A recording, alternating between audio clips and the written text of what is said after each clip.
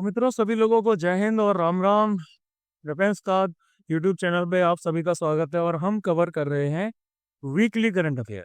ठीक है, अक्टूबर तक के करंट अफेयर्स पूरे हो चुके हैं। अक्टूबर 2024 के करंट अफेयर्स की शीट्स भी मिल चुकी हैं। ठीक है, इसके साथ साथ इसके लेक्चर्स भी कंप्लीट हो चुके हैं।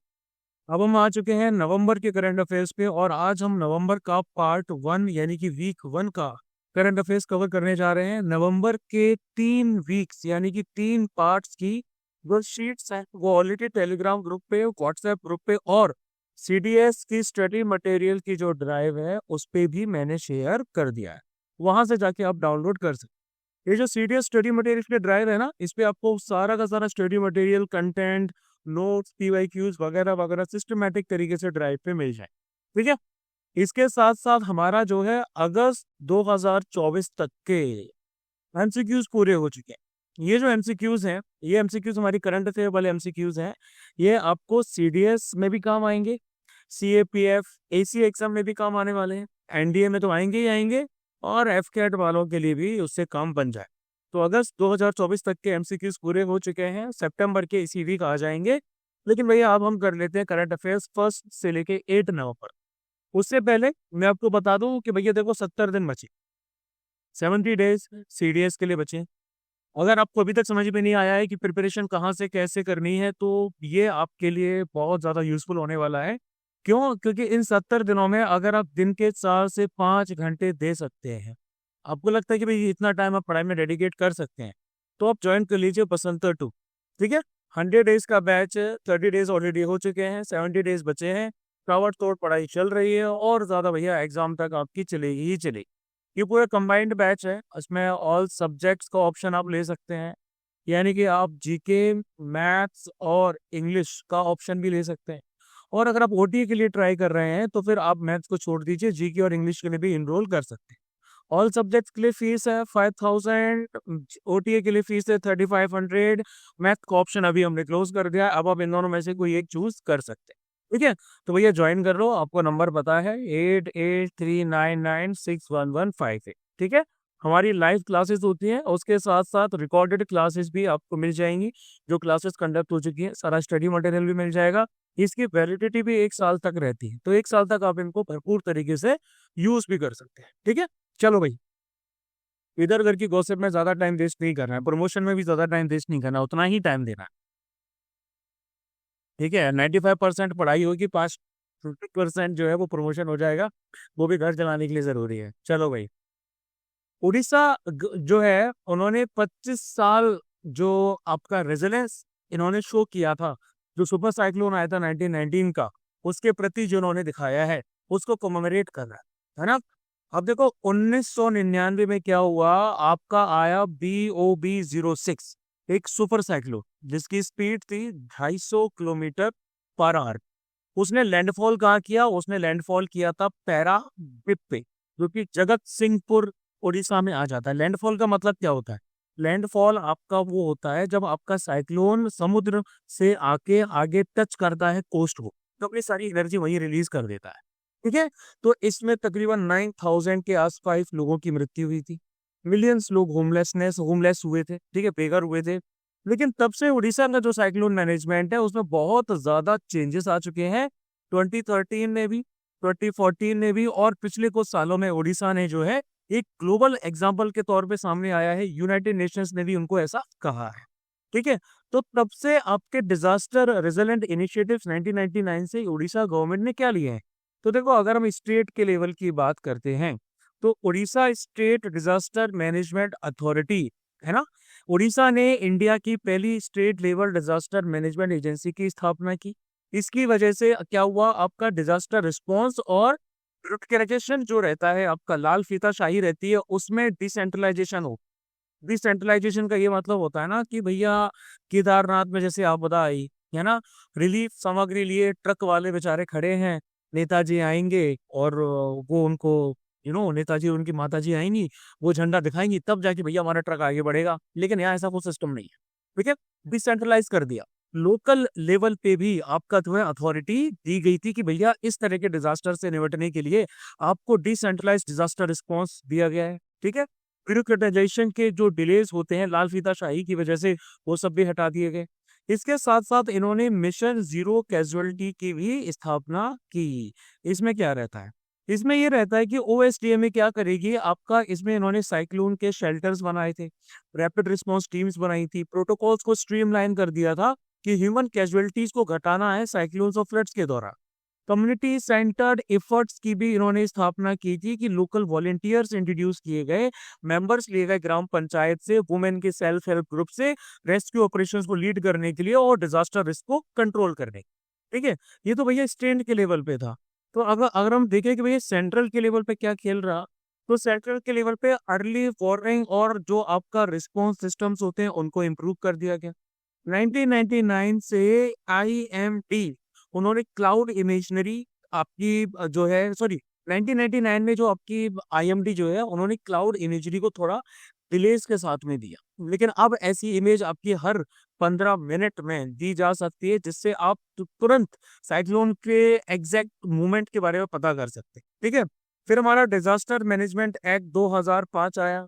इसके अंदर जो नेशनल डिजास्टर मैनेजमेंट अथॉरिटी जो थी एनडीएमए, इसको क्रिएट किया गया। ये पॉलिटी का टॉपिक है, कैसे क्या क्रिएट किया गया ये सब। ठीक है, साइक्लोन्स के बारे में तो आप जानते ही हैं, साइक्लोन होते हैं एटमॉस्फेरिक डिस्टरबेंसेस की वजह से एक लो प्रेशर एरिया जनरेट हो जाता है समुद्र के अंदर। ठीक है, वहां पे आपका स्विफ्ट और डिस्ट्रक्टिव एयर सर्कुलेशन होता है, कुछ इस तरीके का एयर सर्कुलेशन होता है अंदर ही अंदर ऐसा। ये आई होती है भाई आपकी साइक्लोन की, इसके आसपास आई वॉल होती है, यहाँ पर लो प्रेशर आता है, हवाएं ऊपर की तरफ उठती हैं और ऐसा वर्लिंग मोशन आपका ले लेती। ठीक है, अब इनको हम अलग अलग कैटेगरीज में डिवाइड करते हैं, लाइक आपके एक्स्ट्रा ट्रॉपिकल साइक्लोन्स आ जाते हैं एटीसी, इनको टेम्परेट साइक्लोन्स भी कहा जाता है। ये हमारे टेम्परेट रीजन्स में होते हैं। ठीक है, हाई लेटीट्यूड रीजन्स में, यानी कि ये अर्थ है, ये भैया हमारा इक्वेटर, ये ट्रॉपिक ऑफ कैंसर है, ये ट्रॉपिक ऑफ कैप्रिकॉर्न है। तो इनके ऊपर का इलाका जो है और पोल से नीचे वाला ये टेम्परेट है, यहाँ पे भी ये वाला इलाका टेम्परेट है और ये वाला इलाका ट्रॉपिकल होता है। तो भैया इसके हमारे होते हैं ट्रॉपिकल साइक्लोन, जो ट्रॉपिक ऑफ कैंसर और कैप्रिकॉर्न के बीच में। अब आईएमडी के द्वारा क्या टर्मिनोलॉजीज यूज की जाती है, तो विंड की स्पीड के बेसिस पे देखा जाए तो आईएमडी ने लो प्रेशर सिस्टम्स को बे ऑफ बंगाल में क्लासिफाई किया है सुपर साइक्लोन के दौर। ये कौन से होते हैं भैया? ये होते हैं 221 किलोमीटर पर आवर से ज्यादा स्पीड वाले। दूसरा आपका आ जाता है सीवियर साइक्लोन, ये आपके 88 से 117 किलोमीटर पर आवर वाले। और साइक्लोनिक स्टॉर्म नॉर्मल जो रहते हैं 61 से 88 किलोमीटर पर आवर वाले। उसके बाद इंडियन साइंटिस्ट ने एक मॉडल को डेवलप किया है इक्वेटोरियल इलेक्ट्रोजेट को समझने के लिए, इसको ईईजेड कहा जाता है। ईईजेड हमें ये समझने में हेल्प करेगा कि ईईजेड के इम्पैक्ट जो सैटेलाइट्स ऑर्बिट कर रही हैं उन पे क्या पड़ जाएंगे। Global navigation satellite system GNSS पे क्या पड़ेगा। ठीक है, इनके बेसिस पे जो नेविगेशन और पोजीशनिंग होती है उस पे क्या असर पड़ेगा, और बाकी के कम्युनिकेशन सैटेलाइट लिंक पे और इलेक्ट्रिकल पावर ग्रिड्स पे क्या असर पड़ेगा। अब देखो ईईजेड क्या होता है भैया, आप देख पा रहे हो ये एक बैंड की तरह होता है, एक रिबन की तरह रहता है।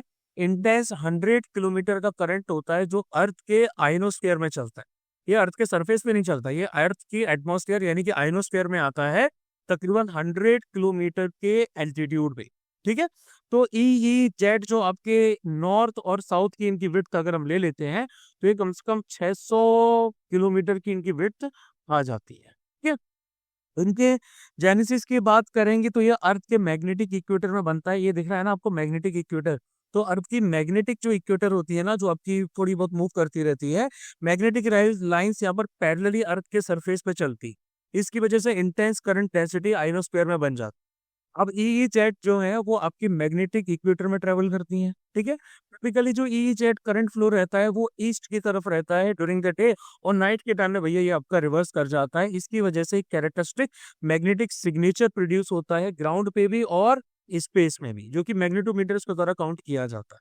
ठीक है, इसके इफेक्ट में देखा जाए तो ये अर्थ की जियोमैग्नेटिक फील्ड को इक्वेटर के पास में इंटेंसिफाइड कर देती।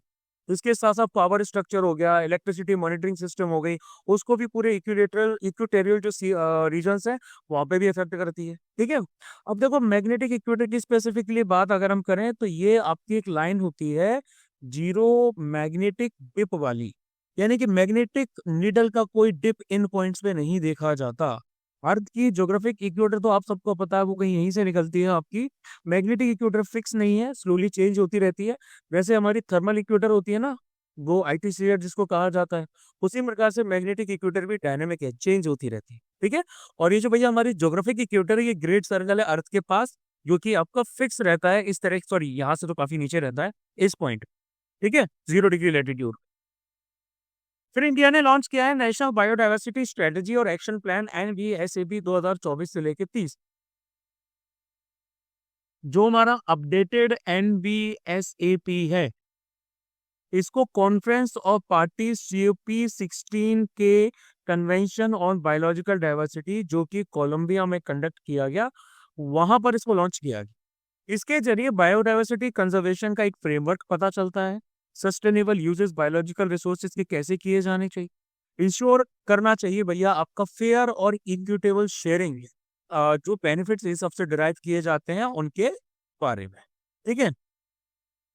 आप अच्छा ठीक है, सॉरी सॉरी, मैं कुछ की हाइलाइट्स के बारे में बताना भूल गया। आपका की हाइलाइट्स जो NBSAP 2024-2030 की है, वो ये कि देखो, पहला जो हमारा नेशनल बायोडाइवर्सिटी स्ट्रेटजी और एक्शन प्लान है, इसको 1999 में क्रिएट किया गया। ठीक है। और नेशनल बायोडाइवर्सिटी एक्शन प्लान आपको 2008 में अडॉप्ट किया गया। 2014 में अपडेट करके इसको अलाइन किया गया था आईची बायोडाइवर्सिटी टारगेट्स के साथ। ठीक है। इसके साथ साथ ये हमारा KMGBF के साथ भी अलाइन करता है, जिसको कहा जाता है कुमिंग मॉन्ट्रियल ग्लोबल बायोडाइवर्सिटी फ्रेमवर्क, जिसको 2022 में अडॉप्ट किया गया। ठीक है। और इसके जरिए बायोडाइवर्सिटी लॉसेस को 2030 तक रिवर्स करना है। ठीक है। यहाँ पर आपके तकरीबन 23 नेशनल बायोडाइवर्सिटी टारगेट रखे गए हैं, जो 3 थीम्स पर आपके आ जाते हैं। पहला आपका आ जाता है रिड्यूसिंग थ्रेट्स टू बायोडाइवर्सिटी। ठीक है, बायोडाइवर्सिटी के थ्रेट्स को कम करना है।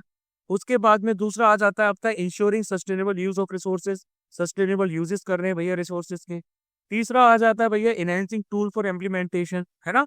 और इम्प्लीमेंटेशन इनका किससे किया जाएगा, इम्प्लीमेंटेशन के लिए आएगी मिनिस्ट्री ऑफ एनवायरमेंट, फॉरेस्ट और क्लाइमेट चेंज, और बाकी की 22 मिनिस्ट्रीज और डिपार्टमेंट्स वगैरह इसमें जुड़े हुए हैं। यानी कि नेशनल लेवल पे national biodiversity authority, state level पे स्टेट बायोडाइवर्सिटी बोर्ड्स और यूनियंस टेरिटरी बायोडाइवर्सिटी काउंसिल, और लोकल लेवल पे बायोडाइवर्सिटी मैनेजमेंट कमिटीज जिला के लेवल पे बनाई जाएगी।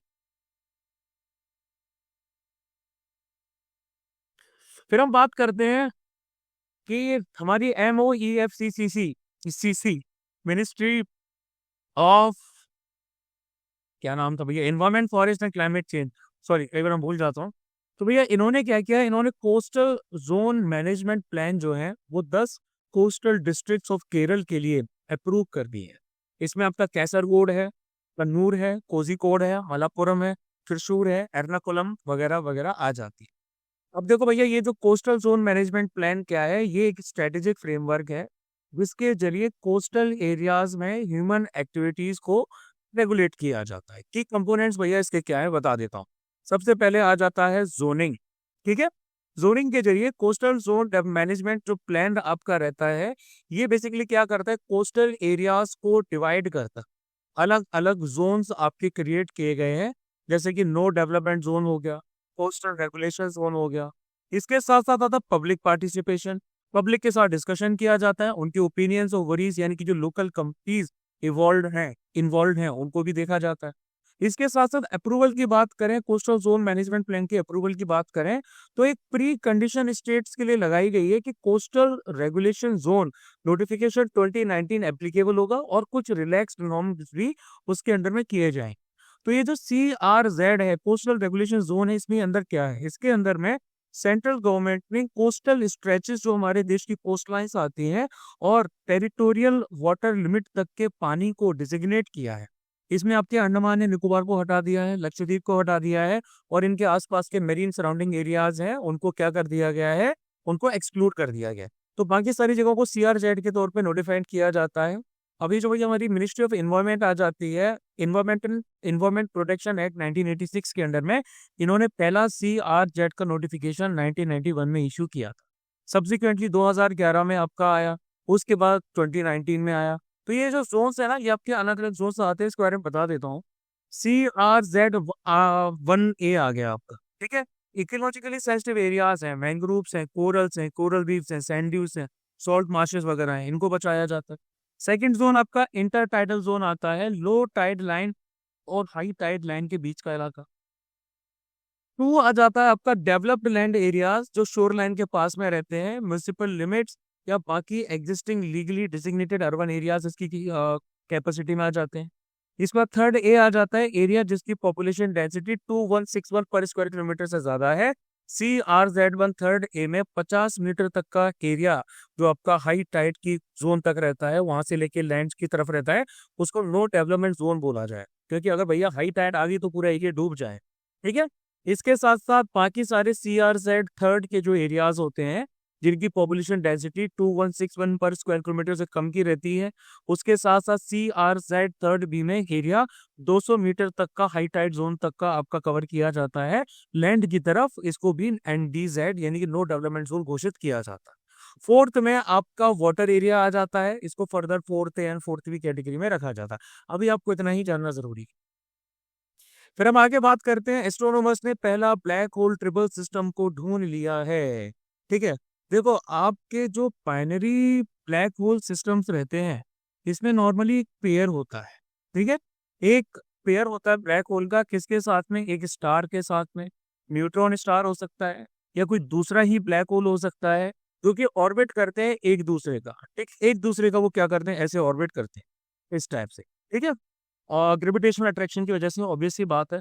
लेकिन V4O4CYGNE सिस्टम जो है, इनिशियली जिसको बाइनरी ब्लैक होल सिस्टम कहा गया था, वो एक ट्रिपल सिस्टम के तौर पे सामने आया। ठीक है। यानी कि यहाँ पे एक सेंट्रल तो ब्लैक होल है इसके अंदर में, ठीक है, जो कि एक स्मॉल स्टार को कंज्यूम कर रहा है, जो उसके बहुत पास में क्या कर रहा है, ऑर्बिट कर रहा है, स्पाइरल में है। 6.5 दिन के अंदर वो उसको ऑर्बिट करता है। ठीक है। ये ट्रिपल स्टार सिस्टम है, moves near black hole at the centre of the milky way Galaxy. यहाँ पे यहीं पर एक स्टार है जो उसके आसपास क्या कर रहा है भैया, ऑर्बिट करता जा रहा है। अब नई डिस्कवरी के हिसाब से क्या पता चला है कि एक दूसरा स्टार है, वो ब्लैक होल को थोड़ा दूर जाके वॉच डिस्टेंस पे ऑर्बिट कर रहा है। तकरीबन उसका एक ऑर्बिट 70,000 सालों में पूरा हो पाता है। इसकी वजह से ये पूरा का पूरा आपका क्या है, एक ट्रिपल स्टार वाला सिस्टम ऐसा कुछ बन चुका है। ठीक है। तो ये जो सिस्टम है भैया हमारा V404, ये मिल्की वे गैलेक्सी के अंदर ही सिचुएटेड है। तकरीबन अर्थ से 8000 लाइट ईयर्स दूर आ जाता है। ठीक है। अब देखो, ब्लैक होल की मैं बात बता दूं, ब्लैक होल एक रहती है ऐसी कॉस्मिक बॉडी जिसकी ग्रेविटी बहुत तगड़ी होती है ना। ब्लैक होल के सरफेस को इवेंट होराइजन कहा जाता है, जो कि उस पर्टिकुलर बाउंड्री को डिफाइन करती है जहां पे आपका एक स्पेसिफिक वेलोसिटी चाहिए होती है, जिसकी वजह से आप स्पीड ऑफ लाइट को भी एस्केप कर सकते हैं, जो उससे भी ज्यादा आ जाए। ठीक है। 2019 में इवेंट होराइजन टेलीस्कोप ने एक इमेज ब्लैक होल की कैप्चर की थी पहली बार। और सुपरमैसिव ब्लैक होल जो है, ये हमारा गैलेक्सी के हार्ट में M87 जो है, ये आपका 55 मिलियन लाइट ईयर्स दूर मौजूद। ठीक है। उसके बाद आते हैं वर्ल्ड सिटीज डेज पे। तो वर्ल्ड सिटीज डेज को यूनाइटेड नेशन जनरल असेंबली के द्वारा 31 अक्टूबर 2024 को मनाया जाता है। ठीक है। इस बार का हमारा जो वो रहा है, थीम रही है, it is youth leading climate in local action for cities. आगे बात करेंगे Indian green building council IGBC की। तो कमिंग हमारा एक आ रहा है दुर्गेश अरण्या जूलॉजिकल पार्क। ये कहाँ आ रहा है? ये आपका आएगा बनखांडी में। बनखांडी कहाँ पर है भैया? ये आ जाता है हिमाचल प्रदेश के कांगड़ा। ठीक है। ये इंडिया का पहला जू रहेगा जिसको सर्टिफिकेशन मिलेगा IGBC से, सस्टेनेबल और इको फ्रेंडली इनिशिएटिव्स की। तो देखो, IGBC क्या है, ये आपका कन्फेडरेशन ऑफ इंडियन इंडस्ट्री का पार्ट है। 2001 में इसकी स्थापना की गई थी। ये जो नए ग्रीन बिल्डिंग रेटिंग प्रोग्राम्स बनते हैं उनको डेवलप करते हैं, सर्टिफिकेशन सर्विसेज आ जाती हैं, और ग्रीन बिल्डिंग ट्रेनिंग प्रोग्राम्स भी डेवलप करते हैं। इसके साथ साथ इन्होंने ग्रीन बिल्डिंग कांग्रेस को भी ऑर्गेनाइज करते हैं। एनुअल फ्लैगशिप इवेंट है जो ग्रीन बिल्डिंग्स के आसपास सेंटर रहता है। फिर गर्भ शक्ति की बात करेंगे। इंडियन आर्मी का कंटिजेंट जो है वो निकल चुका है, अब तो पहुंच भी गया, वापस भी आ गया। ठीक है।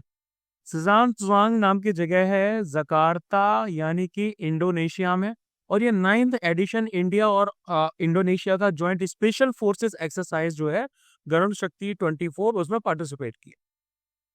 फिर सिम्बैक्स आ जाती है तो 31st edition Singapore India maritime bilateral exercise SIMBEX जिसको कहा जाता है, वो विशाखापट्टनम आंध्र प्रदेश में कंडक्ट किया गया।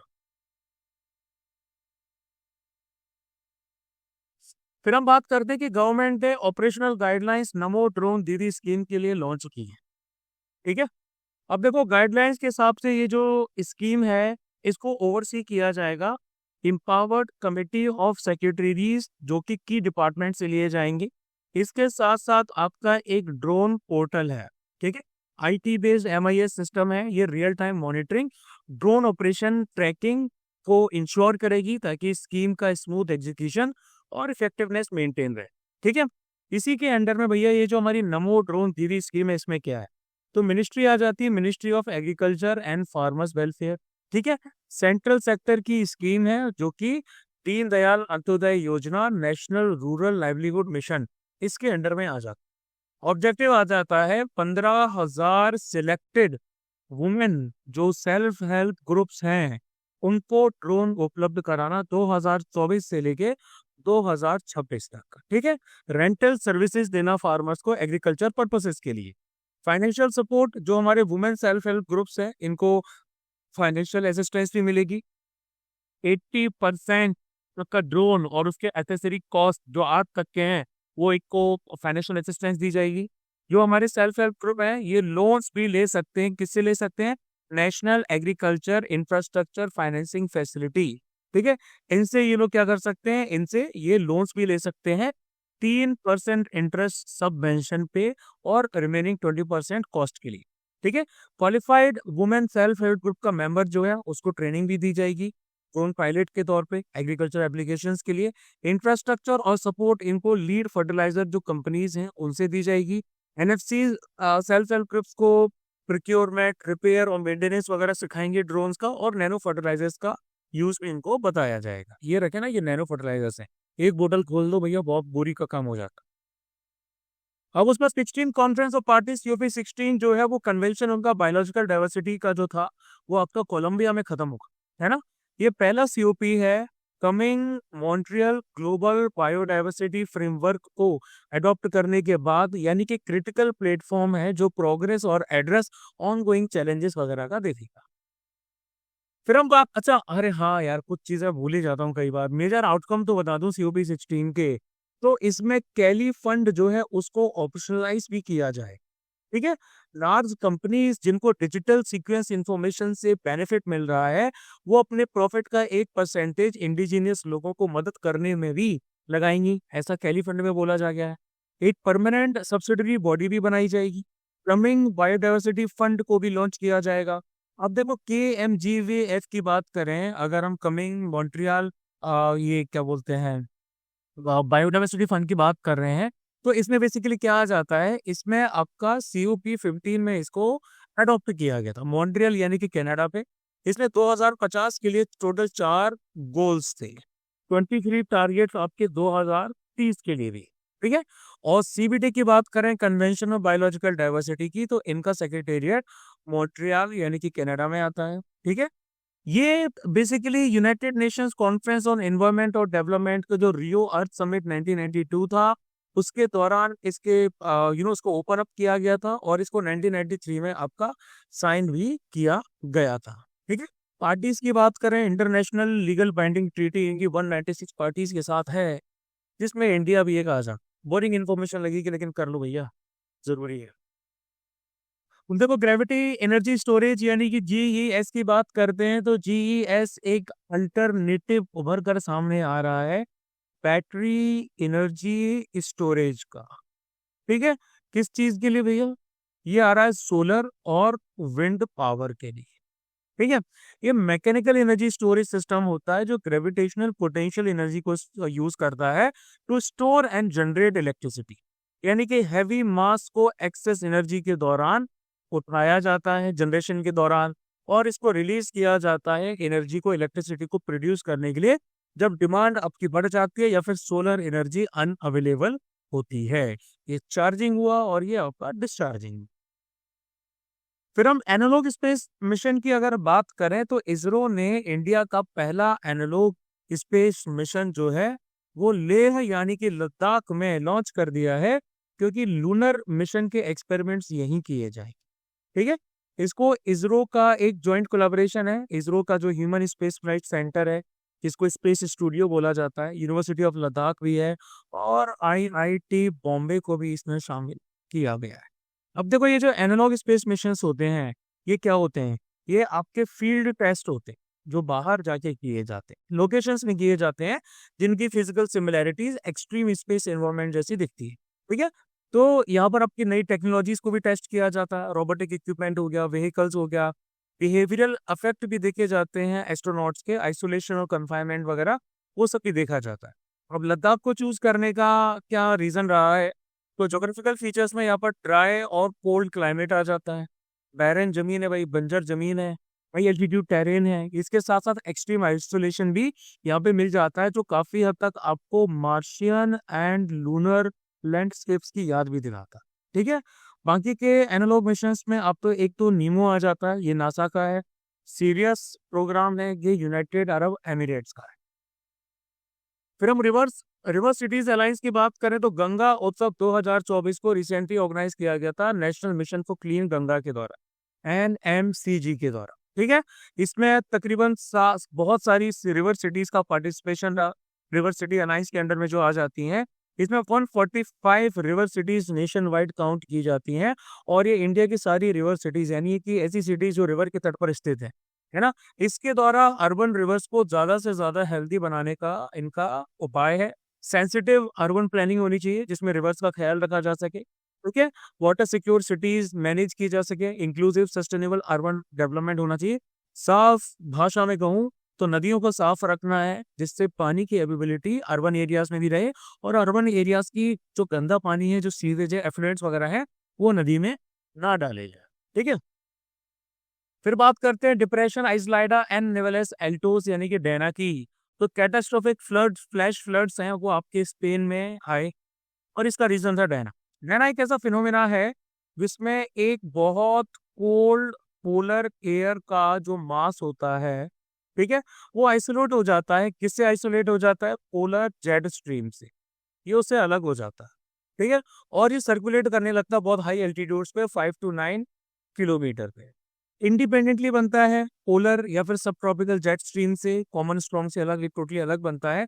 और जब ये कोलाइड करता है एक वार्मर और ह्यूमिड एयर मास के साथ, तो भैया आपके जनरेट होते हैं फ्रंट, है ना। ये बेसिकली आपका सारा खेल मेडिटेरेनियन सी में होता है, और स्ट्रॉन्ग स्ट्रॉम्स जनरेट हो जाते हैं। ये आपका फ्रंट कहा जाता है इनको। ये ज्योग्राफी में आपने क्लाइमेटोलॉजी में पढ़ा होगा, अगर नहीं पढ़ा है तो आपके टीचर ने बहुत बड़ी गलती। ठीक है, तो स्ट्रॉम्स जनरेट होते हैं, ये आपके खासकर नदन जो समर होती है उसी दौरान आपके जनरेट होते हैं, ऑटम की बिगनिंग में जनरेट होते हैं। कॉमन स्टॉर्म से अलग, कॉमन स्टॉर्म्स आपके ईस्ट की तरफ मूव करते हैं, डेना जो है वो किसी जगह रुक जाता है, फंस जाता है ना, और ये कई बार वेस्ट की तरफ भी मूव कर जाता है। फिर पीएम विश्वकर्मा स्कीम की बात करते हैं तो 2 मिलियन एप्लीकेशंस आपके सक्सेसफुली रजिस्टर किए जा चुके हैं पीएम विश्वकर्मा स्कीम में। ठीक है, इसकी नोडल मिनिस्ट्री आ जाती है ministry of micro small and medium enterprises, MSME industry आ जाती है। सेक्टर की भैया स्कीम है, होलिस्टिक सपोर्ट देना है ट्रेडिशनल आर्टिशियंस को, ठीक है, और क्राफ्ट्समैन को, रूरल और अर्बन एरियाज दोनों के लिए। देखो, विश्वकर्मा भगवान को तो सभी जानते हैं, मैकेनिकल वाले खासकर जानते होंगे भैया। डिग्री के दौरान आपकी जो वर्कशॉप वगैरह होती है, वहां पर विश्वकर्मा भगवान जी की पूजा होती है ना। तो विश्वकर्मा जो भगवान है वो बिल्डिंग से रिलेटेड है, चीजों को बनाने से लेके रिलेटेड है। ये आप समझ लीजिए, जितने भी कारीगर आते हैं, जितने भी आपके ब्लू कॉलर जॉब वाले लोग आते हैं, वो विश्वकर्मा जयंती को मनाते ही मनाते हैं। तो आप चीजों को थोड़ा ऐसे भी कनेक्ट आराम से कर सकते हैं। ठीक है, अब आगे बात करते हैं थडाऊ ट्राइब की। तो थडाऊ कन्वेंशन जो है, उन्होंने 10 पॉइंट का डिक्लेरेशन रिलीज किया है थडाऊ ट्राइब के डिस्ट्रिक्ट, आपका जो कल्चर है उसको मणिपुर में बचाने के लिए। अभी जो थडाऊ लोग होते हैं ना, ये इंडिजिनियस लोग हैं। कहाँ के हैं भैया? उनको नॉन नागा ट्राइब के अंडर रखा जाता है, यानी कि शेड्यूल्ड ट्राइब के अंडर में आते हैं, मणिपुर की इम्फाल वैली में लाई करके। ठीक है, इनकी लैंग्वेज का नाम भी थडाई है, जो कि बिलोंग करती है तिब्बतो बर्मन फैमिली को। तिब्बतो वर्मन फैमिली किसको बिलोंग करती है? ये बिलोंग करती है साइनो तिब्बतन लैंग्वेजेस। ठीक है, ये इनकी लैंग्वेज है। भगवान जो पैंथेन है, पथेन भगवान है, उनको ये लोग मानते हैं। थोड़ो ये मानते हैं कि उन्होंने ही सब कुछ आपका जो है क्रिएट किया था। इनकी ड्वेलिंग्स की बात करें तो इनकी जो सेटलमेंट्स है, इनके घर हैं, वो फॉरेस्ट वगैरह में रहते हैं। विलेजेस को प्रॉपरली अरेंज नहीं किया जाता है, अर्बन प्लान के हिसाब से अरेंज नहीं किया जाता है, पेरीमीटर वगैरह को कोई सिस्टम नहीं होता है। 2023 से थर्ड हाउस जो है वो आपके कन्फ्लिक्ट में जूझ रहे हैं, जो कि मैतेई और कुकीजो जो है, इन कम्युनिटीज के बीच में इनका कन्फ्लिक्ट भी चल रहा है। फिर बात करेंगे इंडोनेशिया, जिसकी कैपिटल है जकार्ता। तो यहाँ का एक माउंटेन है, माउंटेन का नाम है माउंट लेवोतोबी लकी लकी। ये जो वॉल्केनो है ना, ये इंडोनेशिया का आइलैंड है, इसका नाम है फ्लोरेस। यहाँ पे इरप्ट हो चुका। ये इंडोनेशिया की बात करें ना, तो भैया देखो, ये जो पूरा एरिया है, ये वर्ल्ड का लार्जेस्ट आर्किपेलागो है, जो कि मेनलैंड साउथ ईस्ट एशिया से इंडियन और पैसिफिक ओशन के बीच में कहीं लाई करता है। ठीक है, बाउंड्रीज मतलब कि यहाँ पर 5 मेन आइलैंड्स आ जाते हैं। एक तो भैया हमारा सुमात्रा आ गया, एक जावा जो है उसका नाम आ गया, उसके साथ साथ कालीमंतन है, सुलावेसी है और पपुआ है।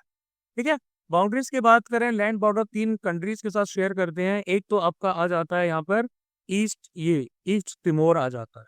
ठीक है, उसके साथ साथ पपुआ न्यू गिनी जो है आगे की तरफ, वो भी आ जाता है। और मलेशिया तो भैया यहाँ पर हमारा है, तो मलेशिया भी यहाँ पर आ गया। ठीक है, ये one of the founding members आ जाते हैं नॉन अलाइंड मूवमेंट के, इंडिया के साथ ही साथ में। ये एक पर्टिकुलर इंटरसेक्शन पे बेस्ड है, यानी कि यहाँ पे शिफ्टिंग टेक्टोनिक प्लेट्स भी लाए करती हैं। ठीक है, जो कि रिंग ऑफ फायर का ही, पैसिफिक रिंग ऑफ फायर का पार्ट आ जाता है, यानी कि अर्थक्वेक्स और वोल्केनिक इरप्शंस काफी ज्यादा आते हैं। इंडोनेशिया में 100 के आसपास एक्टिव वोल्केनोज भी हैं, जैसे कि माउंट मेरापी है, माउंट क्रेकोटा है। और क्योंकि ये इक्वेटर यहाँ से निकलती है, तो इंडोनेशिया का जो क्लाइमेट है वो ट्रॉपिकल है। ठीक है, यहाँ से इक्वेटर भी निकलती है। तो मित्रों, अब आगे बात करते हैं। सुप्रीम कोर्ट ने constitutional validity Uttar Pradesh board of Madrasa education act 2024, जिसको मदरसा एक्ट कहा जाता है, उसको अपहेल्ड किया है कि भैया सही है।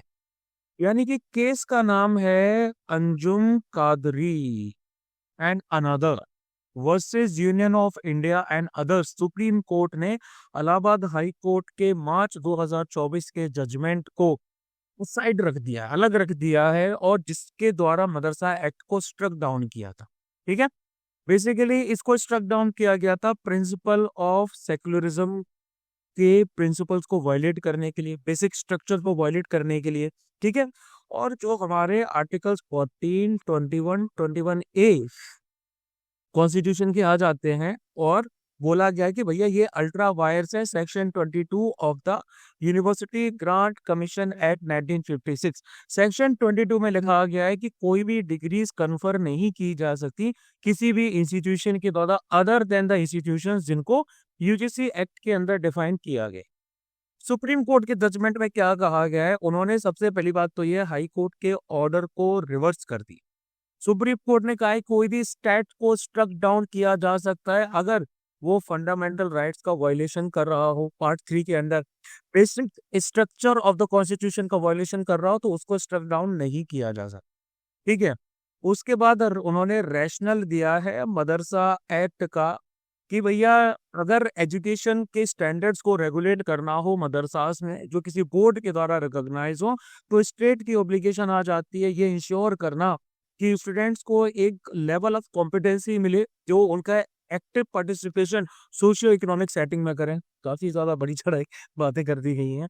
और फिर उसके बाद बोल दिया गया है लेजिस्लेटिव कॉम्पिटेंस का, कि भैया कानून कौन बना सकता है, तो मदरसा एक्ट लेजिस्लेटिव कॉम्पिटेंस आ जाता है स्टेट विधानसभा के अंडर में, है ना। ये बेसिकली हमारा एंट्री 25 में आता है कंकरेंट लिस्ट में। कंकरेंट लिस्ट यानी कि एजुकेशन आ जाता है कंकरेंट लिस्ट। इसमें टेक्निकल एजुकेशन, मेडिकल एजुकेशन और यूनिवर्सिटीज शामिल आ जाती हैं।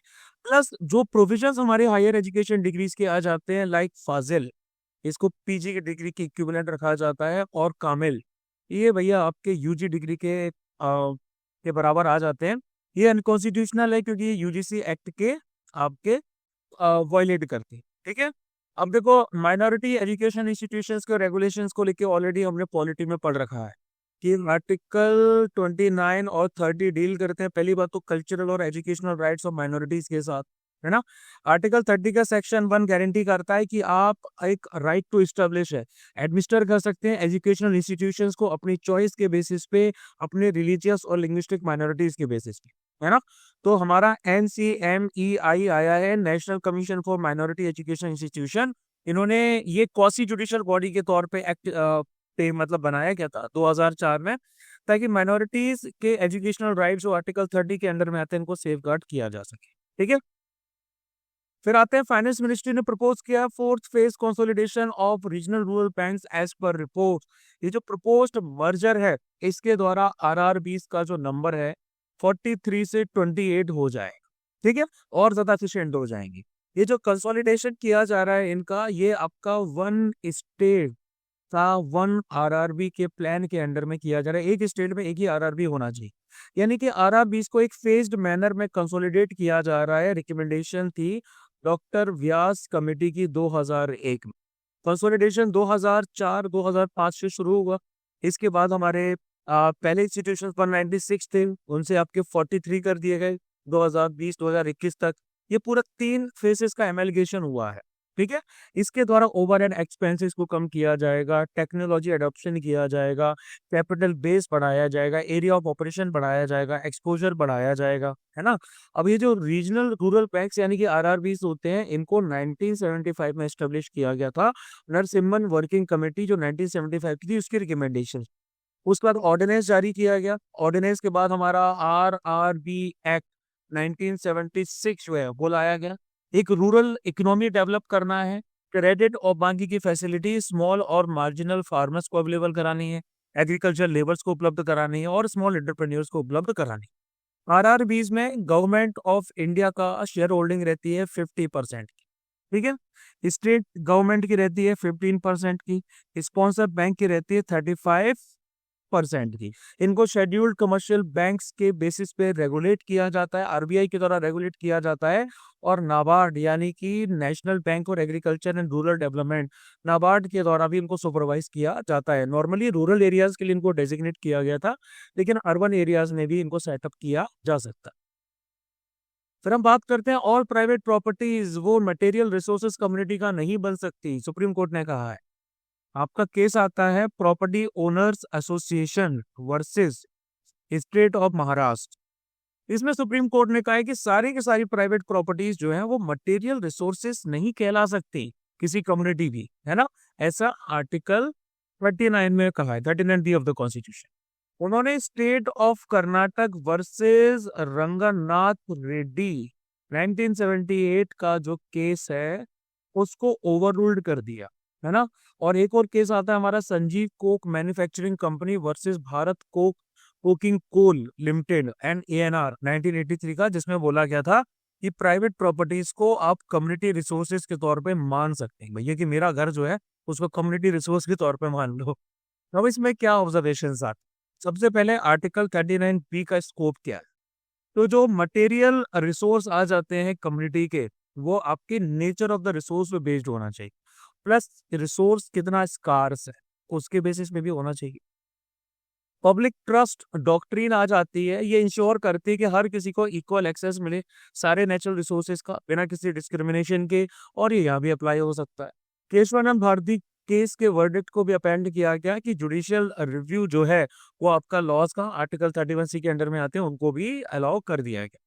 अब देखो स्पेसिफिकली अगर हम बात करें आर्टिकल 39B की, ये भाई हमारा DPSP का आ जाता है।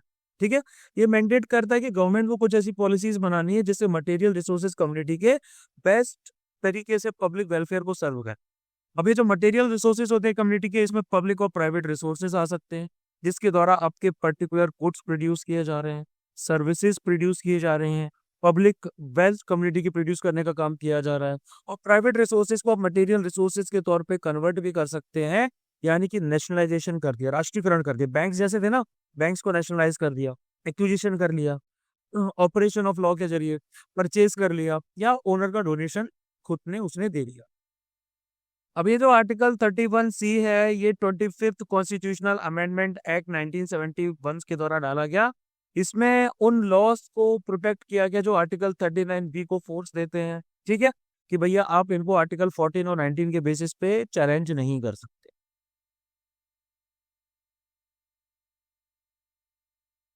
फिर आते हैं IUCN रेड लिस्ट पे।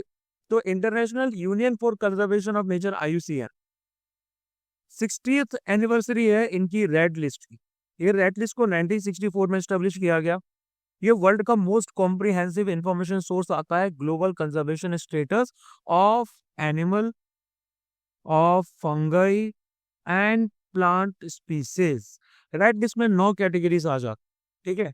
नॉट इवेल्युएटेड, बेटा deficient, least concern, near threaten, vulnerable, endangered, critically endangered, extinct in the wild और एक्सटेंट, सिंपल, ठीक है।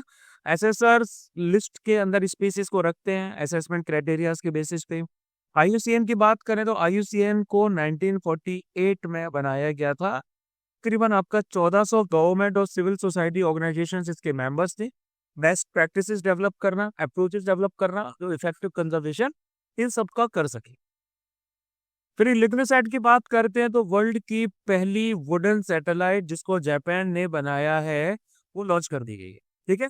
ये सैटेलाइट स्टडी करेगी कि एक्सट्रीम कंडीशंस जो स्पेस में होती हैं उनको वुड किस प्रकार से झेल सकता है। छोटी सी हथेली में आ जाने वाली सैटेलाइट है जो कि बनाई गई है होनोकी वुड के द्वारा।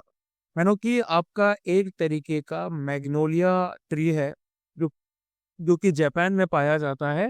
इसके साथ इसमें ट्रेडिशनल एल्यूमिनियम के स्ट्रक्चर्स भी जोड़े गए हैं, ठीक है, इलेक्ट्रॉनिक कंपोनेंट्स भी जोड़े गए हैं। वुडन सैटेलाइट बेसिकली आपका एक स्पेस स्ट्रक्चर्स का वो पार्ट आ जाता है जिसमें हमें सैटेलाइट्स के लिए रिन्यूएबल मटेरियल्स को इस्तेमाल करना है, ठीक है। तो मेटल के कंपैरिजन में वुड क्या कर सकता है, ज्यादा बेटर तरीके से स्पेस कंडीशंस को विथस्टैंड कर सकता है क्योंकि वहां कोई वाटर नहीं है, कोई ऑक्सीजन नहीं है जिसकी वजह से इसका डिके हो जाए। जब इनको डिकमीशन किया जाएगा तो वुडन सैटेलाइट्स को जलाया जा सकता है, ठीक है। मेटल के अपोजिट भैया ये आपके हार्मफुल पॉल्यूटेंट्स भी release, sorry, without harmful pollutant release किए बिना ये आपके जलाए जा सकते। Traditional artisans upliftment livelihood programme यानी कि TULIP, ministry of social justice and empowerment ने ट्यूलिप को इनॉग्रेट किया है। एक ब्रांड डिजिटल प्लेटफॉर्म है क्राफ्ट और कम्युनिटी एम्पावरमेंट के लिए। इनका गोल है मार्जिनलाइज आर्टिशंस, शेड्यूल कास्ट के, ओबीसीज के, सैनिटेशन वर्कर्स हैं, पर्सन्स विद डिसेबिलिटीज हैं, इनको एम्पावर करना, इनको एक ऐसा प्लेटफॉर्म देना जिससे इनको ग्लोबल एक्सपोजर मिल सके, इनके जो प्रोडक्ट्स हैं उनकी सेल हो सके ई मार्केटिंग के जरिए। ट्यूलिप एक डिजिटल प्लेटफॉर्म आ जाता है ई कॉमर्स के लिए जो कि एक ऐसा प्लेटफॉर्म उपलब्ध कराएगा इन लोगों को इकोनॉमिक सेल्फ रिलायंस के लिए और ग्लोबल एक्सपोजर देगा आर्टिशंस को एक ई मार्केट प्लेस के जरिए। बात की माउंट लेवटोबी लाकी ताकी लाकी लाकी की, ये बिलोंग करता है इंडोनेशिया, ठीक है। ये इरप्ट हो चुका है।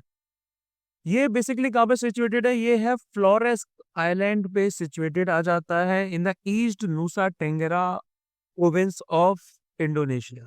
ये वॉल्केनो एक ट्विन वॉल्केनो सिस्टम का पार्ट है, ठीक है, जिसमें आपके जो लोकल लोग हैं वो एक वॉल्केनो को मेल मानते हैं और एक को भैया फीमेल मानते हैं, ठीक है। तो इसको कंबाइनली लेबोताबी लाकी लाकी कहा जाता है। ये दोनों के एक दूसरे की क्लोज प्रॉक्सिमिटी में है, सिमिलर शेप है, सिमिलर साइज भी आ जाता है इनका। इनको बेसिकली रखा गया है स्ट्रेटो वॉल्केनोस की कैटेगरी में जो कि आपके मोस्ट कॉमनली अकरिंग वॉल्केनोज पूरे वर्ल्ड में आ जाते हैं, ठीक है। फिर बात करते हैं वहां से maritime aids for active security and growth for all in region. Third edition आपका high level virtual interaction Mahasagar का कंडक्ट किया गया इंडियन नेवी के द्वारा।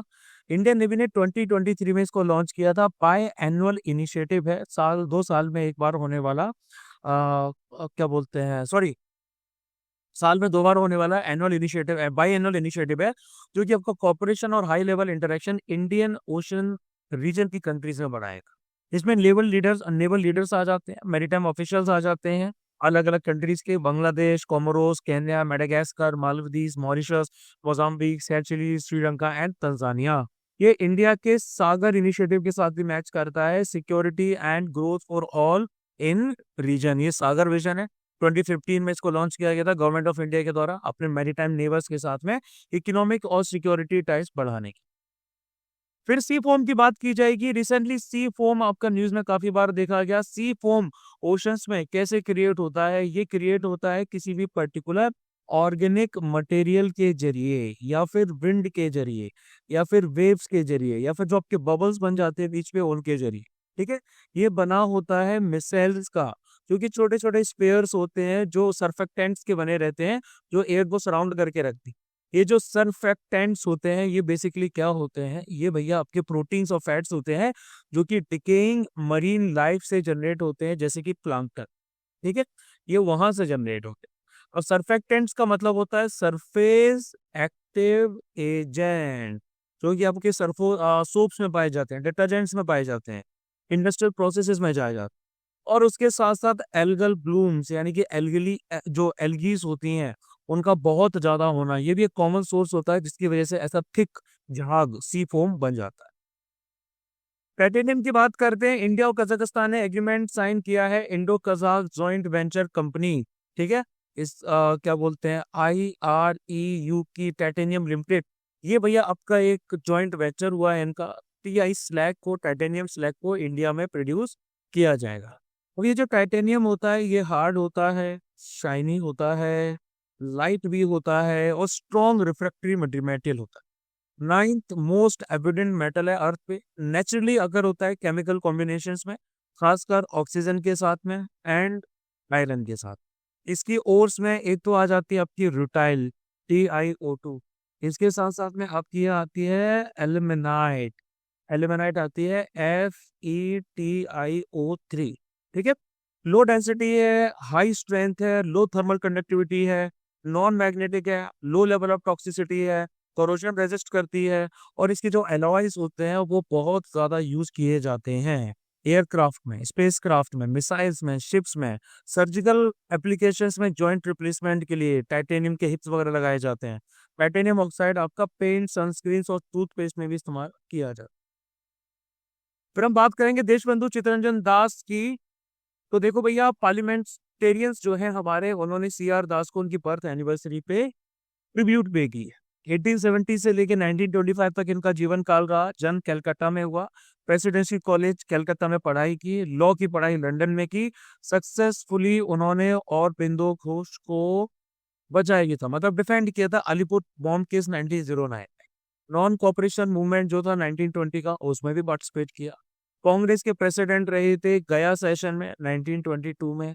स्वराज पार्टी की स्थापना भी उन्होंने की थी मोतीलाल नेहरू के साथ 1923 में। और इनको पहला इलेक्टेड मेयर भी इलेक्ट किया गया था कलकत्ता म्युनिसिपल कॉर्पोरेशन का 1924 में। नेशनल यूनिवर्सिटी की स्थापना ढाका, ढाका जो आवाज आता है, 1921 में की। न्यूज़पेपर इनका आता था फॉरवर्ड, जिसका नाम बाद में लिबर्टी कर दिया गया।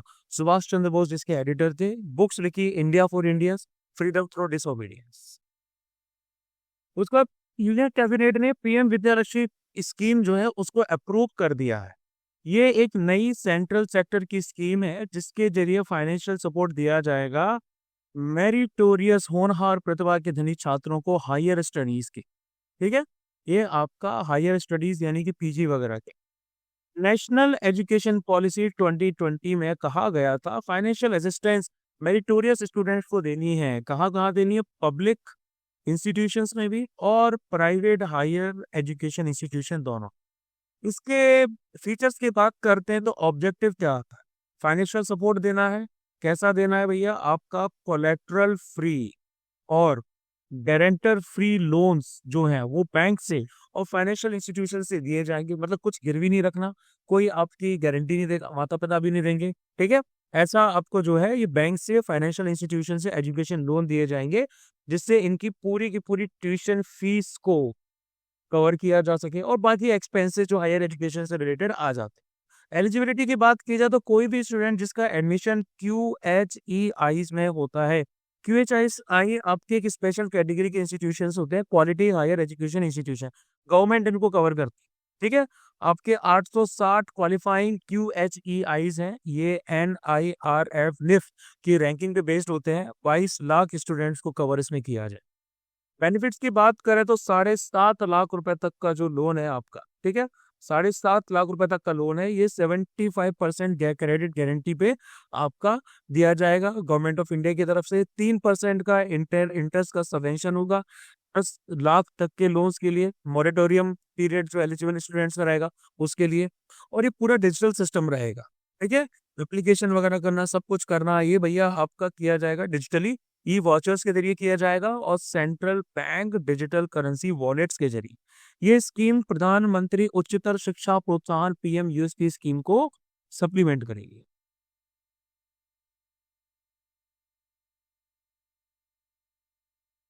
अब अगर हम बात करते हैं, यूएन हैबिटेट ने रिलीज किया है world cities report 2024 cities and climate action. तो इस रिपोर्ट के द्वारा ये नोट किया गया है कि सिटीज जो हैं ये बेसिकली आपके क्लाइमेट चेंज के भी विक्टिम्स हैं और वर्स्ट ऑफेंडर्स यानी कि ग्रीन हाउस गैसेस जो जनरेट हो रही हैं उनकी भी विक्टिम है ना।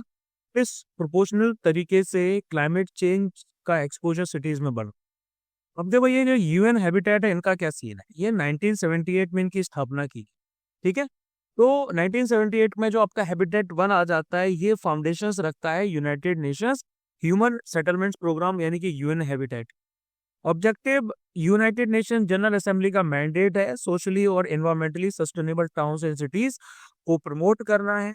कोलैबोरेशन रहता है governments, inter governmental United Nation agencies, civil society organisations, academic institutions और बाकी सारे प्राइवेट सेक्टर्स के साथ। फ्लैगशिप पब्लिकेशंस में state of the world cities report आ जाती है, इसके साथ साथ वर्ल्ड सिटीज रिपोर्ट भी आ जाती है। फिर बात करते हैं prime minister congratulate president elect of the USA. President elect जो है यूएसए के Donald Trump, mister Donald Trump Republican party को बिलोंग कर एक डिसिसिव विक्ट्री उनको यूएस प्रेसिडेंशियल इलेक्शंस में मिली। अब देखो यूएस प्रेसिडेंशियल इलेक्शन प्रोसेस की बात करें तो ये आपका 1 साल पहले इलेक्शन के क्या होता है, क्या सिनेरियो होता है, मैं आपको थोड़ा डिटेल में बता देता हूँ। आपके कैंडिडेट्स दो मेन पॉलिटिकल पार्टी से आते हैं। एक तो इनकी पॉलिटिकल पार्टी का नाम है डेमोक्रेट्स, जिसके भैया हमारे जो बिडेन थे, और दूसरे आ जाते हैं रिपब्लिकन जिसके डोनाल्ड ट्रंप थे, ठीक है। ये अपना कैंपेन स्टार्ट करते हैं। कैंडिडेट्स टेलीवाइज जो डिबेट्स होती हैं फेस टू फेस उसमें पार्टिसिपेट करते हैं। फिर उसके बाद में आपका प्राइमरीज एंड कॉकस होता है, यानी कि पार्टी के जो मेंबर्स हैं ये वोट करते हैं, डिस्कस करते हैं कि भैया हमारी पार्टी के लिए बेस्ट कैंडिडेट कौन सा रहेगा जो जनरल इलेक्शन में इनको रिप्रेजेंट करेगा। नेशनल कन्वेंशंस होते हैं, हर पार्टी एक नेशनल कन्वेंशन करती है फाइनल प्रेसिडेंशियल नॉमिनी को सिलेक्ट करने के लिए। प्रेसिडेंशियल कैंडिडेट्स भी एक वाइस प्रेसिडेंशियल कैंडिडेट को चूज करते हैं अपने साथ की। फिर इनका जनरल पूरा इलेक्शन का सिनेरियो स्टार्ट हो जाता है कि जनरल इलेक्शन में क्या रहेगा। तो देखो हर स्टेट के जो लोग हैं उनकी ऑल ओवर कंट्री में ये प्रेसिडेंट और वाइस प्रेसिडेंट दोनों के लिए वोट करते हैं। जब अमेरिकन पोल के लिए जाते हैं तो वो एक क्या बोलते हैं किसके लिए वोट करते हैं, for a group of people called electors, जो इलेक्टोरल कॉलेज का पार्ट होते हैं। मतलब कि ये इलेक्टर्स के लिए वोट करते हैं जो बाद में आपका इलेक्टोरल कॉलेज का पार्ट बनते हैं। अगर किसी कैंडिडेट को मेजोरिटी ऑफ द वोट्स किसी स्टेट के लोगों से मिल जाते हैं तो जो कैंडिडेट है उसको सारे इलेक्टोरल वोट्स उस स्टेट के मिल जाएंगे। अब फिर से समझना इस चीज को कि किसी भी स्टेट के जो लोग होते हैं, जब अमेरिकन होते हैं वो पोल के लिए जाते हैं, वोटिंग करने के लिए जाते हैं, तो वो एक ग्रुप के लिए वोट कर रहे होते हैं। ये जो ग्रुप होता है इनको इलेक्टर्स कहा जाता है, ठीक है, जो कि इलेक्टोरल कॉलेज का पार्ट होते हैं। और जब किसी कैंडिडेट को मेजोरिटी ऑफ द वोट्स किसी भी देश क्या बोलते हैं स्टेट के लोगों के पोल्स के मिल जाते हैं तो उस कैंडिडेट को इलेक्टोरल वोट्स उस स्टेट के सारे मिल जाएंगे accept in main and Nebraska, यहाँ के अलावा। थोड़ा कंफ्यूजिंग प्रोसेस, तो देखिए थोड़ा थोड़ा आइडिया लग रहा होगा, है ना। अब ये जो इलेक्टोरल कॉलेज होता है इसका क्या सीन है, देखो भैया यहाँ पर आपके टोटल 538 इलेक्टर्स हैं। हर इलेक्टर आपका एक वोट कास्ट करता है जनरल इलेक्शन में, और वो कैंडिडेट जिसको 270 से ज्यादा वोट्स मिल जाते हैं वो प्रेसिडेंट बन जाता है यूएसए का। जबकि इंडिया में प्रेसिडेंट को डायरेक्टली इलेक्ट किया जाता है एक इलेक्टोरल कॉलेज के द्वारा, जिसमें एमपीज भी हैं, एमएलएज भी हैं और कुछ यूनियन टेरिटरीज के एमएलएज भी आ जाते हैं। जो इंडियन प्रेसिडेंट का इलेक्शन होता है वो आपका system of proportional representation by means of single transfer और वोट के अंडर में आ जाता है। सीक्रेट बैलेट यानी कि मतदान पेटी की तरह वोटिंग होती है। इलेक्शन मैनेजमेंट प्रोसेस की बात करते हैं यूएस में, तो यूएस में कोई ऐसी सेंट्रलाइज्ड अथॉरिटी नहीं है जो उनके इलेक्शंस को ओवरसी करे, जैसे हमारे यहाँ इलेक्शन कमीशन ऑफ इंडिया आ जाता है। यहाँ 10,000 से भी ज्यादा लोकल एंटिटीज आ जाती है जो कि 3143 काउंटीज में फैली हुई है, जिनके खुद के रूल्स हैं। ठीक है। यूएस के पास एक फेडरल इलेक्शन कमीशन तो है। ये बेसिकली क्या करता है, ये अपने इन्फ्लुएंस का इस्तेमाल करता है, लेकिन वो कैंपेन फाइनेंस से रिलेटेड आता है। इंडिया में ईसीआई पूरे प्रोसेस को देखता है, लेकिन ये कैंपेन फाइनेंस को देखते हैं। तो यूएस इलेक्शंस जो है वो आपके हर 4 साल में किए जाते हैं फिक्स्ड डेट पे। पहला ट्यूसडे मंडे के बाद नवंबर में आपका जो आएगा ये 1835 से चला है। ठीक है। फिर हम कैरिकॉम की बात करते हैं, कैरेबियन कम्युनिटी की बात करेंगे। रिसेंटली सेकंड मीटिंग हुई है इंडिया कैरिकॉम ज्वाइंट कमीशन की, वर्चुअली कंडक्ट की गई। ये रीजनल ऑर्गेनाइजेशन है जो इकोनॉमिक इंटीग्रेशन को प्रमोट करती है, कॉपरेशन को प्रमोट करती है इन द कैरेबियन रीजन। 1973 में इसकी स्थापना की गई। सेक्रेटेरिएट इसका आ जाता है जॉर्ज टाउन में, जो कि बिलोंग करता है आपका गुयाना में। गुयाना कहाँ है, गुयाना ये रहा, यहाँ पे। ठीक है। 20 कंट्रीज मेंबर्स हैं इनकी। 15 मेंबर स्टेट्स आ जाते हैं, एंटीगुआ और Barbuda, Bahamas, Barbados, Belize, Dominica, Jamaica, Grenada, Guyana, Haiti, Montserrat, Saint Kitts and Nevis, Saint Vincent and Grenadines, Saint Lucia, Suriname, Trinidad and Tobago. 6 इनके एसोसिएट स्टेट्स आ जाते हैं, Anguilla, Bermuda, Cayman islands, British Virgin islands, Curacao sorry, Turks and Caicos island. ठीक है। इनको observer का status भी दिया गया है UNGA, United Nation general assembly में 1991 से। फिर वियतनाम और इंडिया की बायलैटरल आर्मी एक्सरसाइज विनबैक्स का उद्घाटन हो चुका है अंबाला यानी कि हरियाणा में। ठीक है। हाँ, ये आपका बाय सर्विस लेवल का पार्टिसिपेशन है। पहली बार दोनों कंट्री के आर्मी के साथ साथ एयर फोर्स के मेंबर्स भी पार्टिसिपेट करेंगे। फिर हम ट्यूना फिश की बात करते हैं। फिशरीज डिपार्टमेंट्स ने ट्यूना क्लस्टर्स के बारे में नोटिफाइड किया है, जो कि अंडमान और निकोबार आइलैंड्स में पाए जा रहे हैं अंडर प्रधानमंत्री मत्स्य संपदा योजना। अब ये ट्यूना फिश होती है ना, ये हमारी होती है खारे पानी में पाई जाने वाली फिश, सॉल्ट वाटर फिश होती है। इनकी बॉडी जो स्ट्रीमलाइन बॉडी होती है ना, उसके लिए जानी जाती है। पावरफुल स्विमिंग एबिलिटी है, इतनी भी पावरफुल नहीं कि इंसान पकड़ ना सके। और वाइड डिस्ट्रीब्यूशन है इनका, ट्रॉपिकल वाटर्स में भी पाई जाती हैं और टेम्परेट वाटर्स में भी ये मिल जाती। ठीक है। हाईली वैल्यूड है ग्लोबल फिशिंग इंडस्ट्री में अपने मीट की वजह से, जो कि प्रोटीन रिच रहता है। और इसके साथ साथ ये आपकी कहलाती हैं पेलागिक फिश, यानी कि ये कॉन्टिनेंटल शेल्फ के बियॉन्ड भी पाई जाती हैं। मोस्टली क्या रहता है, कॉन्टिनेंटल शेल्फ पे तो आपका सारा एक्टिविटी रहती है, लेकिन ये कॉन्टिनेंट है, ये हमारा कॉन्टिनेंटल शेल्फ है, ये कॉन्टिनेंटल स्लोप आ गया, तो ये समुद्र है। तो ये कॉन्टिनेंटल शेल्फ के बियॉन्ड भी पाई जाती है, डीप सी के जो एरिया है वहां भी पाई जाती हैं। अब भैया ये जो ट्यूना क्लस्टर का सिग्निफिकेंस क्या है कि ट्यूना क्लस्टर जहाँ पाए जाएंगे वहां पर इकोनॉमीज हमारी थोड़ी बढ़ेगी, इनकम्स बढ़ेंगी, ग्रोथ बढ़ेगी फिशरीज सेक्टर की। ठीक है। तो इंफ्रास्ट्रक्चर वगैरह डेवलप जो है वो किया जा सकता है, साउथ ईस्ट एशियन कंट्रीज तक भी एक्सपोर्ट कनेक्टिविटी आपकी मेंटेन की जा सकती है। अब उसके बाद में देखो भैया, CAPFSC 2025 का चीथा बैच चल रहा है, 1 महीना कंप्लीट हो चुका है। जनवरी 2024 के एसेस के हमारे 6 टॉपिक्स थे। इन 6 टॉपिक्स को हमने डिस्कस भी कर लिया है, इनका एसेस का एवेल्युएशन भी हो चुका है। ग्रामर का भी हमने सिग्निफिकेंट पोर्शन कवर कर लिया है। मैथमेटिक्स का पोर्शन ऑलरेडी हमारा चल ही रहा है। पेपर 1 में हमने ज्योग्राफी में फिजिकल ज्योग्राफी कंप्लीटली खत्म कर दी है। ठीक है। 1 महीना हमने लिया है फिजिकल ज्योग्राफी खत्म करने में। ठीक है। रिपोर्ट की बेसिक्स कवर कर लिए हैं, आर्ग्यूमेंट के बेसिक्स कवर कर लिए हैं, ये सब आपका लगातार चलता जा रहा है। तो भैया इनरोल करना है तो 8839961158 पर DM करके इनरोल कर। ठीक है। क्योंकि फरवरी के बाद में इनरोलमेंट आपके इसके बंद हो जाए। अब हम बात करते हैं एग्रीवोल्टेइक फार्मिंग की।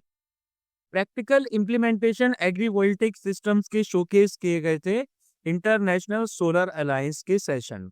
यानी कि क्या होता है इसमें, इसमें क्रॉप्स को उगाया जाता है इस तरीके से, सोलर पैनल्स के नीचे, सोलर पैनल्स की छांव ऊपर रहती है।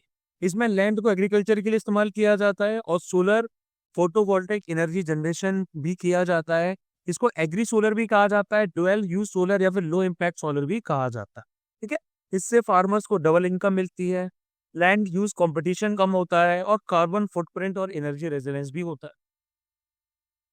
फिर हरिदास मूवमेंट की बात करते हैं। मैसूर संगीत सुगंध फेस्टिवल के द्वारा दास ट्रेडिशंस को सेलिब्रेट किया जा रहा है, जो कि कर्नाटिक म्यूजिक को बिलोंग करते हैं, हरिदास मूवमेंट के। ठीक है, इनका ओरिजिन कर्नाटक में हुआ, ये बंगाल और असम तक भी फैले हैं। ये मूवमेंट स्टार्ट किया गया था हरिदास जी के द्वारा। ठीक है, बेसिकली हरिदास हरिदास को हरिदासास सॉरी आ जाते हैं, हरिदास को स्पेसिफिक इंसान नहीं, जिनको सर्वेंट्स ऑफ लॉर्ड हरि यानी कि हरि के दास जो रहते हैं। ठीक है, और ये हमारा 13 से लेके 14 सेंचुरी में फाइनल शेप में आया। इनका सीधा सा ऑब्जेक्टिव होता है कि द्वैत फिलॉसफी जो माधवाचार्य की थी, माधव सिद्धांत की थी, उसको 10 साहित्य के द्वारा फैलाना है, लिटरेचर के द्वारा फैलाना है। माधवाचार्य की जो फिलॉसफी आ जाती है शुद्ध द्वैतवाद की, या जिसको प्योर ड्युअलिज्म भी कहा जाता है। इसमें बोला जाता है कि God is eternally a person और वो अपनी क्रिएशन से टोटली अलग है। ये हिस्ट्री में मैंने पढ़ाया है। चंद्रशेखर वेंकट रमन यानी कि सीवी रमन 1888 से लेकर 1970, इनके बारे में अगर हम बात करें तो birth anniversary CV Raman ji की रिसेंटली सेलिब्रेट की गई। इनका जन्म तिरुचिरापल्ली तमिलनाडु में हुआ और इन्होंने Indian journal of physics and Indian academy of sciences जो है इनकी स्थापना की। ये रजिस्टर्ड सोसाइटी है, वही हमारी सोसाइटीज रजिस्ट्रेशन एक्ट 1934 में। नोबेल प्राइज भी इनको दिया गया फिजिक्स में इन 1930। भारत रत्न इनको दिया गया 1954 में। नेशनल साइंस डे जो है हर साल आपका मनाया जाता है। रमन इफेक्ट जो 1928 में इसको उन्होंने ढूंढ निकाला था, एक्सप्लेन किया था, उसकी मतलब उसको कमोरेट करने के लिए। रमन इफेक्ट क्या है? एक फिनोमेना है जहां पर आप एक पर्टिकुलर स्ट्रीम होती है भैया, लाइट किस करती है, एक लिक्विड के द्वारा पास करती है, और जो फ्रैक्शन होता है लाइट का वो लिक्विड्स के द्वारा जब स्कैटर्ड होता है तो अलग अलग कलर में दिखाई देता है। फिर प्रेसिडेंट ने एक रिपोर्ट रिलीज किया, prisons in India mapping prison manuals and measures for reformation and decongestion. ये रिपोर्ट आपकी प्रिपेयर की गई है centre for research and planning के द्वारा। ये हमारी रिसर्च विंग है। किसकी रिसर्च विंग है? ये सुप्रीम कोर्ट की रिसर्च विंग है। ठीक है, ये इन्होंने हाईलाइट किया है इंडिया के प्रिजन सिस्टम की कॉम्प्लेक्सिटीज को, फोकस किया है कि भैया टेक्नोलॉजी ड्रिवन सॉल्यूशंस निकाले जाने चाहिए। इस रिपोर्ट की 3 साइट्स की अगर हम बात करते हैं तो सबसे पहला आ जाता है स्टीरियोटाइपिंग। प्रिजन मैनुअल जो रहते हैं इसमें एसेंशियल सैनिटेशन और कंजर्वेंसी के जो वर्क्स हैं उनको मिनायन वर्क्स में रखा जाता है, डिग्रेडिंग कामों में रखा जाता है ना। यानी कि लेबर का एक हियरार्चिकल व्यू आ जाता है, जैसे हमारे जगहों पर बाकी जगहों पर होता है, अपर कास्ट ऊपर, नीचे कास्ट नीचे, इस तरीके का यहाँ पे भी रहता है। दूसरा, बेल रिजेक्शन भी रहता है कि जो रिजेक्शन रेट है बेल एप्लीकेशन की वो बहुत हाई है। 32.3% है सेशन कोर्ट में, 16.2% है मजिस्ट्रियल कोर्ट। स्लो ट्रायल का भी इश्यूज में बताया गया है कि भैया 52% केसेस ऐसे हैं जहां पर एक कस्टडी में भैया अक्यूज 1 साल से ज्यादा है ना, और एविडेंस उनका अभी तक नहीं मिल पाया ऐसा। ठीक है, इसके साथ साथ मैनुअल स्कैवेंजिंग का इशू भी उठाया है। प्रिजन वर्क को जो डिवाइड किया जाता है कास्ट सिस्टम के बेसिस पे, ये भी भैया आपका क्या बोलते हैं उठाया है, जिसको एक पर्टिकुलर केस जिसको कहा जाता है सुकन्या शांता केस, उसमें अनकॉन्स्टिट्यूशनल भी बोला गया।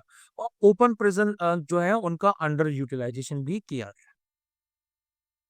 उसके बाद Supreme Court ruled prior sanction mandatory to prosecute public servants. Supreme Court ने बोला है कि प्रायर सैंक्शन जरूरी है अगर आपको पब्लिक सर्वेंट्स को प्रोसिक्यूट करना है किसी भी मनी लॉन्ड्रिंग के केसेस। ठीक है, यानी कि एक की प्रोसीजर एस्टेब्लिश कर दिया है, एक सेफगार्ड प्रोवाइड कर दिया है जो कि आपका stringent prevention of money laundering act के अंडर में आ जाता है। ठीक है, और एक लेयर ऑफ अकाउंटेबिलिटी भी जो है वो PMLA प्रोसिक्यूशंस में ऐड करती है।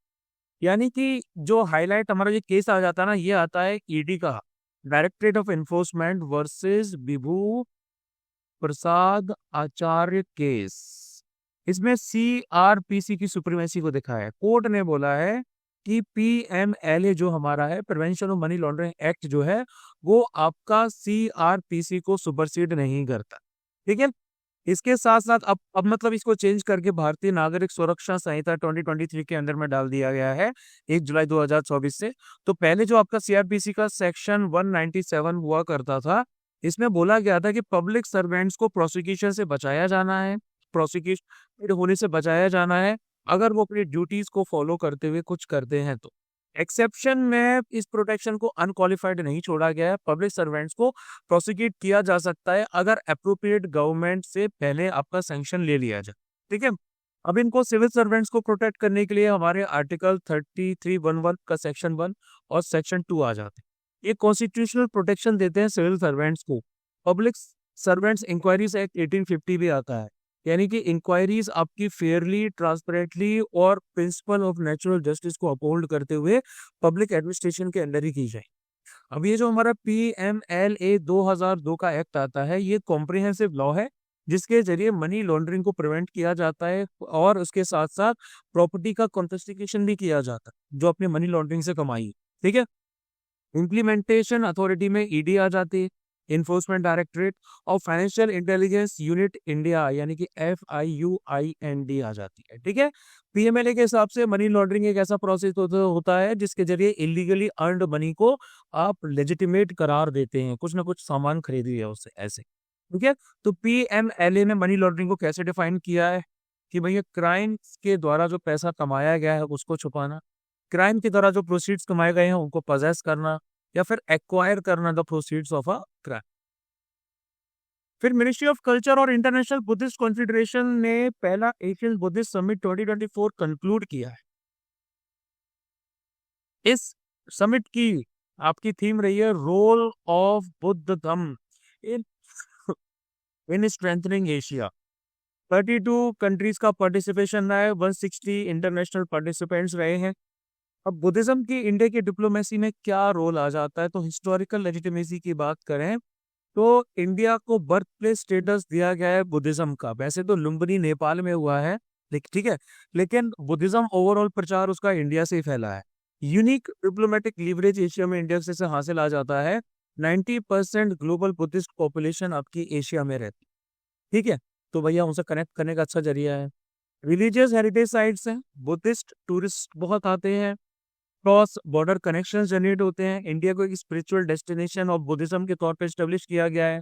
जैसे आपका इंटरनेशनल बुद्धिस्ट टूरिस्ट सर्किट बनाए गए हैं बोध गया, सारनाथ, नालंदा और नेपाल के साथ। ठीक है। इसके साथ आपकी रेलिक डिप्लोमेसी आ जाती है, यानी कि बुद्धिज्म जो है ये इंडिया की कल्चरल डिप्लोमेसी का एक लिंचपिन है एशियन रीजन के साथ। जैसे कि भगवान बुद्ध के जो रिलिक्स है, जो उनके बॉडी पार्ट्स हैं, है ना, जो अलग अलग जगह पर हैं आपके, मतलब उनकी जो एशियस के बॉडी अस्थि के पार्ट आ जाते हैं, उनको अभी थाईलैंड ले जाया गया दर्शन के लिए। ठीक है। दलाई लामा की प्रेजेंस है भैया, दलाई लामा और जो आपकी तिब्बतन पार्लियामेंट इन एग्जाइल है वो धर्मशाला में है, जिससे इंडिया की इमेज इनहेंस होती है बुद्धिस्ट ट्रेडिशंस को प्रोटेक्ट करने वाली। अब यहाँ पे हमारा आ जाता है दिल्ली डिक्लेरेशन, जो कि स्ट्रॉन्गर कनेक्शन बनाने की बात करता है एशियन नेशंस के साथ बेस्ड ऑन बुद्ध धर्म प्रिंसिपल्स। और इसके साथ साथ पाली के जो टेक्स्ट हैं उन पे भी स्टडी करने पे जोर दिया जाएगा, प्लस बुद्धिस्ट फिलोसफी ऑल्सो। फिर बात करेंगे अमेजन रेन फॉरेस्ट की, तो जो ब्राजील के अमेजन रेन फॉरेस्ट है इनमें डिफोरेस्टेशन हो रहा है। तो आपका ये डिफोरेस्टेशन 31% कम हो चुका है as compare to previous year. ठीक है। डिफोरेस्टेशन ब्राजील के अमेजन फॉरेस्ट में, और जो इनका सेवेना वाला पूरा एरिया है जिसको सेराडो नाम से जाना जाता है, ये 25% आपका पिछले 5 सालों में डिक्रीज हो चुका है। लास्ट ईयर के कंपेरिजन 31, ओवरऑल 25% 5 सालों। इसकी लोकेशन साउथ अमेरिका में आ जाती है। ये ब्राजील का भी एरिया कवर करता है, पेरू का भी एरिया कवर करता है, Guiana, Colombia, Ecuador, Bolivia, Suriname, French Guiana और वेनेजुएला के पार्ट भी इसमें आ जाते हैं। ये वर्ल्ड का लार्जेस्ट ट्रॉपिकल रेन फॉरेस्ट है। ठीक है। 10% वर्ल्ड की नॉन स्पीसीज यहाँ पाई जाती हैं। इसके ड्रेनेज बेसिन में अमेजन रिवर चलती है। ठीक है। 20% आपका वर्ल्ड का लिक्विड फ्रेश वाटर जहाँ पे आ जाता। फिर हम सी बकथॉर्न की बात करेंगे। वुमेन जो भैया हमारी लद्दाख की आ जाती है, वो सी बकथॉर्न के कल्टीवेशन में एक इंपॉर्टेंट रोल प्ले कर रही है। इसको चीयर टैग दिया गया था, कब दिया गया था? 2023 में। लद्दाख में इसको ऑर्गेनिक तरीके से उगाया जाता है बिना किसी पेस्टिसाइड की हेल्प से। ये जो पेरीज होती है ना, इनको सितंबर से अक्टूबर में आपका हार्वेस्ट किया जाता है। इस प्लांट के हर पार्ट, चाहे वो उसका फ्रूट की बात हो, चाहे इसकी लीफ की बात हो, चाहे उसकी ट्यूब की बात हो, इसके रूट की बात हो, इसके थॉर्न की बात हो, इनको ट्रेडिशनली मेडिसिन के तौर पे इस्तेमाल किया जाता है, न्यूट्रिशनल सप्लीमेंट के तौर पे इस्तेमाल किया जाता है। इसीलिए इसको वंडर प्लांट के नाम से भी पुकारा जाता है। लद्दाख गोल्ड, गोल्डन बुश या फिर gold mine of cold desert भी कहा जाता है। सबसे लास्ट में आते हैं जाम्बिया, जिसकी कैपिटल है लुसाका। तो रिसेंटली इंडिया जाम्बिया ने 6th सेशन कंडक्ट किया ज्वाइंट परमानेंट कमीशन का, जिसमें इन्होंने 60 साल का जो इनका रिलेशनशिप रहा है पब्लिक डिप्लोमेटिक रिलेशंस का, उसको थोड़ा हाईलाइट किया। अब ये भैया हमारी एक लैंड लॉक कंट्री आ जाती है सदर्न अफ्रीका की। इसमें इसके वेस्ट में अंगोला है, नामीबिया, बोत्सवाना, जिम्बाब्वे और काफी हद तक देखा जा सकता है ये तीनों साउथ में आ जाती हैं। उसके बाद में भैया हमारी मोजाम्बिक है, मालावी है और उसके साथ साथ तंजानिया, ये इसके ईस्ट में आ जाती हैं। Democratic Republic of the Congo इसके नॉर्थ में आता है। यहाँ पर रिवर जो फ्लो करती है उसमें एक तो आती है जाम्बेजी, ठीक है। ये आपका एक क्या बोलते हैं बॉर्डर बनाती है यहाँ नीचे, नाम्बिया के साथ में बॉर्डर बनाती है, बोत्सवाना के साथ में और जिम्बाब्वे के साथ में ये रिवर आपका बॉर्डर बनाती है। इसके साथ साथ ये इंडियन ओशन में आपका क्या कर जाती है, ड्रेन कर जाती है। और एक और रिवर है यहाँ पे, कफुए रिवर, ठीक है। इसके साथ साथ यहाँ एक तालाब भी आता है, उसका नाम है लेक तंगानिका, जो कि आपका बुरुंडी के साथ में शेयर किया जाता है, डेमोक्रेटिक रिपब्लिक ऑफ कॉन्गो के साथ में शेयर किया जाता है, तंजानिया के साथ में यहाँ शेयर किया जाता है। विक्टोरिया फॉल्स भी यहाँ पर आ जाते हैं, जो कि जम्बेजी रिवर पर बनते हैं। तो भैया यहाँ पे हमारा नवंबर का फर्स्ट पार्ट का करंट अफेयर्स हो चुका है कवर। आप लोगों को इंस्ट्रक्शंस मैंने ऑलरेडी दे दी हैं।